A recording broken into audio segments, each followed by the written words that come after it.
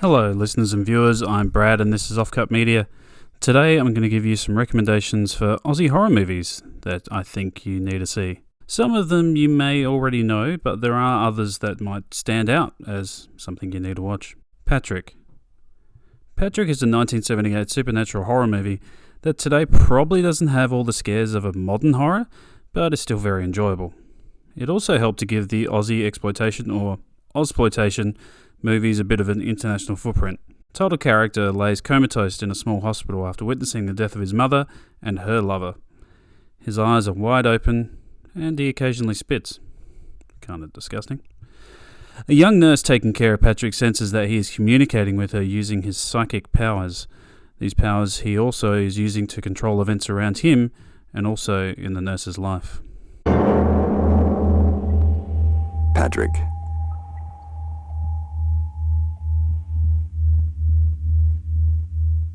Thirst.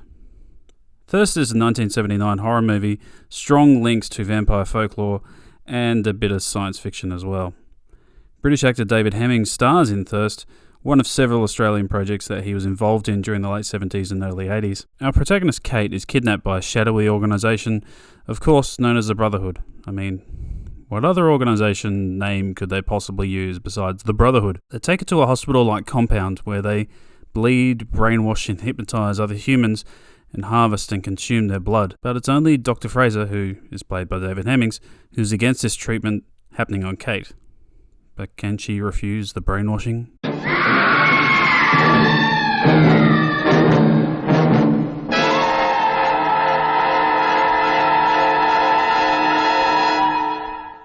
Body Melt. Body Melt is a 1993 body horror satire that, well, I've already talked about on this channel. For fans of brain dead and street trash, this one's for you. And if you need to know more about this one, you can just check out the video that I made. The residents of Pebbles Court are being used as guinea pigs for Vimuville, a vitamin institute, who, instead of using their vitamins to create healthy outcomes, the pills that they're using are causing body decompositions, wild hallucinations, and, well, death.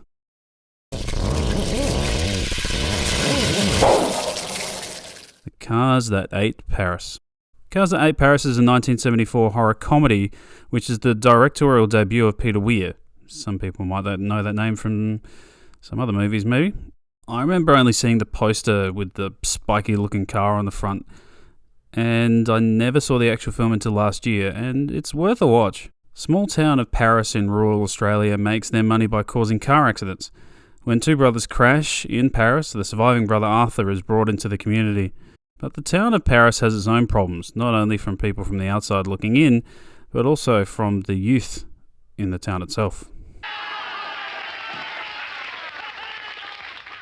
No one leaves Paris.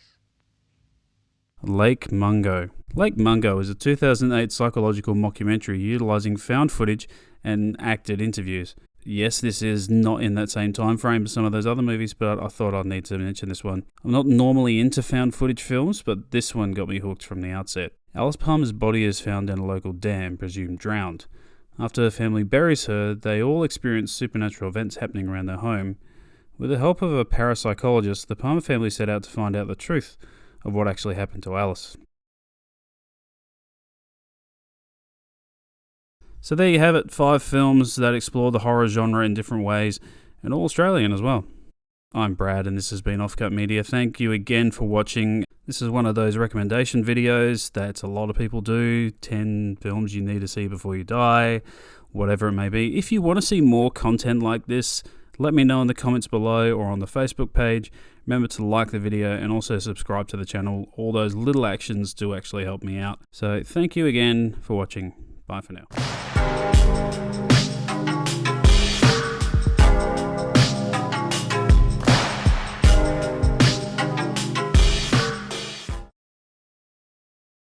Now listen to me. Now you get this into your mind. Nobody leaves Paris. No one.